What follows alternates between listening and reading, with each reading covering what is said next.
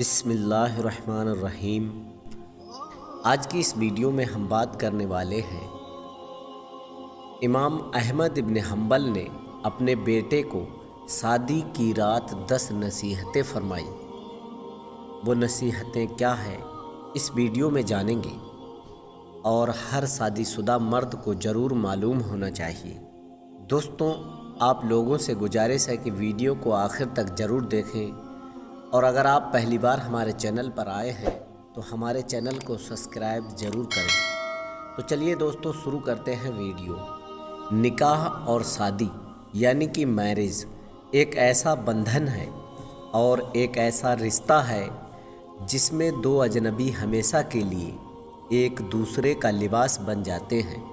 आसानी हो या परेशानी, दुख हो या सुख, एक दूसरे का साथ देते हैं और एक दूसरे का हौसला बनते हैं। ये रिश्ता है जिससे भागने वाले को हमारे नबी करीम सल्लल्लाहु ताला अलैहि वसल्लम ने नापसंद फरमाया है और फरमाया कि निकाह करने में बेशुमार फजीलतें और बरकतें हैं और ये गुनाहों से बचने का जरिया भी है। निकाह के बाद मियाँ को कुछ जिम्मेदारियाँ पूरी करनी होती हैं और बीवी को कुछ जिम्मेदारियाँ पूरी करनी होती हैं। कुछ मियाँ के हक़ हैं जो बीवी को अदा करने होते हैं और कुछ बीवी के हक़ हैं जो मियाँ को अदा करने होते हैं। जब तक अपनी अपनी जिम्मेदारियाँ दोनों पूरी करते रहते हैं तब तक शादीशुदा ज़िंदगी खूबसूरत और जन्नत बनी रहती है, और अगर एक दूसरे के हक़ पूरे नहीं किए गए तो ज़िंदगी जहन्नम बन कर रह जाती है।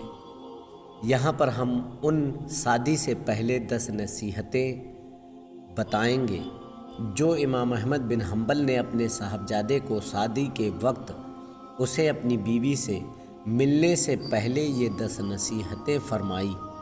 जिनकी शादी होने जा रही है वो और शादीशुदा मर्द को चाहिए कि उनको सुने और अपनी ज़िंदगी में इस अमल को करें। इमाम अहमद बिन हम्बल ने फरमाया, मेरे बेटे का घर सुकून हासिल नहीं कर पाओगे जब तक कि अपनी बीवी के मामले में इन 10 आदतों को ना अपना लो। इसलिए इनको गौर से सुनो और अमल का इरादा करो। नंबर 1, औरतें तुम्हारी तवज्जो चाहती हैं और चाहती हैं कि तुम उनसे साफ़ और खुले अल्फाज में मोहब्बत का इजहार करते रहो।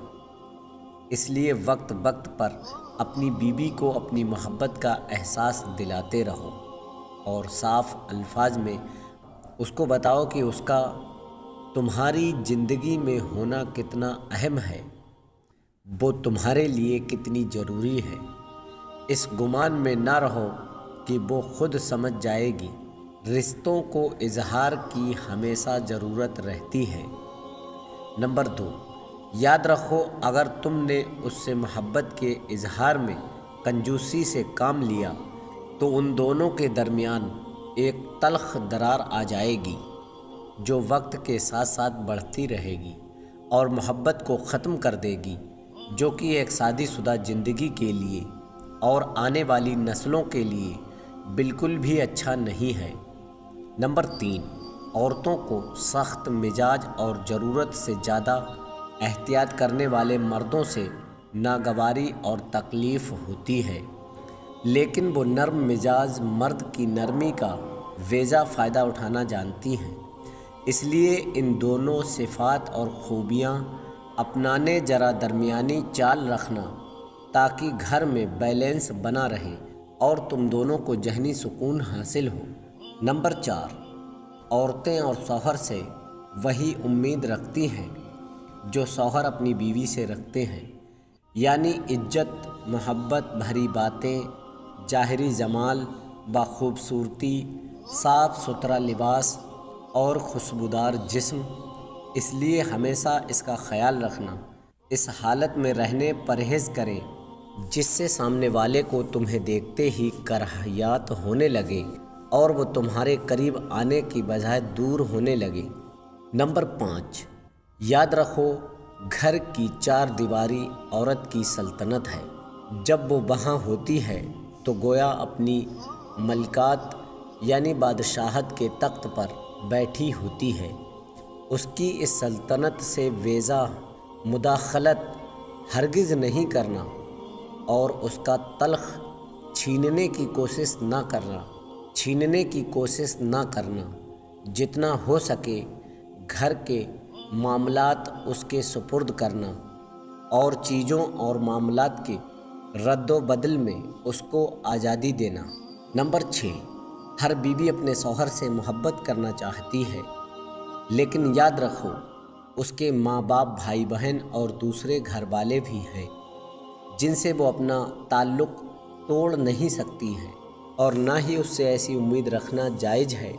اس لیے کبھی بھی اپنے اور اس کے گھر والوں کے درمیان مقابلے کی صورت پیدا نہ ہونے دینا، کیونکہ اگر اس نے مجبوراً تمہاری خاطر اپنے گھر والوں کو چھوڑ بھی دیا تب بھی وہ بے چین رہے گی، اور یہ بے چینی آخرکار تم سے اسے دور کر دے گی اور نفرت پر ابھرے گی۔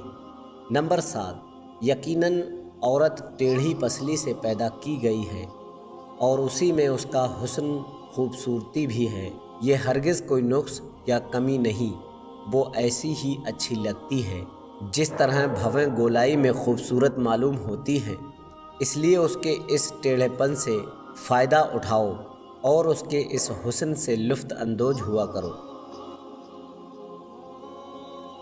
اگر کبھی اس کی کوئی بات ناگوار بھی لگے تو سختی سے، تلخی سے اس کو سیدھا کرنے کی کوشش نہ کرو، ورنہ وہ ٹوٹ جائے گی اور اس کا ٹوٹنے سے آخرکار طلاق تک نوبت آ جائے گی۔ مگر اس کے ساتھ ایسا بھی نہ کرنا کہ اس کی ہر غلط اور بیجا بات مانتے چلے جاؤ، ورنہ وہ مغرور ہو جائے گی، جو کہ خود اس کے اپنے ہی لیے نقصان دہ ہے۔ اس لیے درمیان مزاج رکھنا اور حکمت سے معاملات کو چلانا۔ نمبر 8، شوہر کی ناقدری اور ناشکری اکثر عورتوں کی فطرت میں ہوتی ہے۔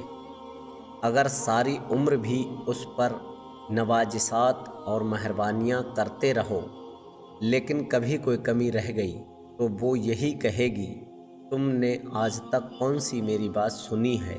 اس لیے اس کی فطرت سے زیادہ پریشان مت ہو، نہ ہی اس کی وجہ سے اس محبت میں کمی کرنا۔ یہ ایک چھوٹا سا عیب ہے اس کے اندر، لیکن اس کے مقابلے میں اس کے اندر بے شمار خوبیاں بھی ہیں۔ بس تم ان پر نظر رکھنا اور اللہ کی بندی سمجھ کر اس سے محبت کرتے رہنا اور اس کے تمام حق ادا کرتے رہنا۔ نمبر 9، ہر عورت پر جسمانی کمزوری کے کچھ دن ماہواری آتے ہیں۔ ان دنوں میں اللہ تعالیٰ نے بھی اس کو عبادت میں چھوٹ دی ہے، اس کی نمازیں معاف کر دی ہے اور اس کو روزے میں اس وقت تک مہلت دی گئی ہے جب تک وہ صحت یاب نہ ہو اور یہ دن گزر نہ جائیں۔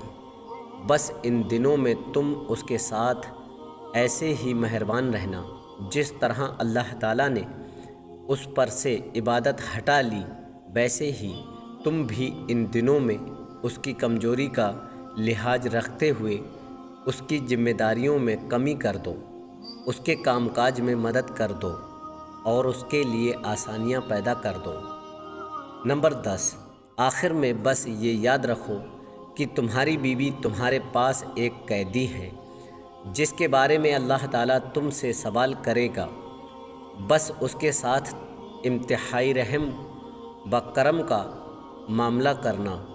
بیٹا شیر اپنی مادہ کے پاس سال میں ایک بار جاتا ہے، سال میں ایک بار نہیں تو مہینے میں ایک بار، تو مہینے میں ایک بار نہیں تو 15 دن میں ایک بار نہیں تو ہفتے میں ایک بار ضرور جاؤ۔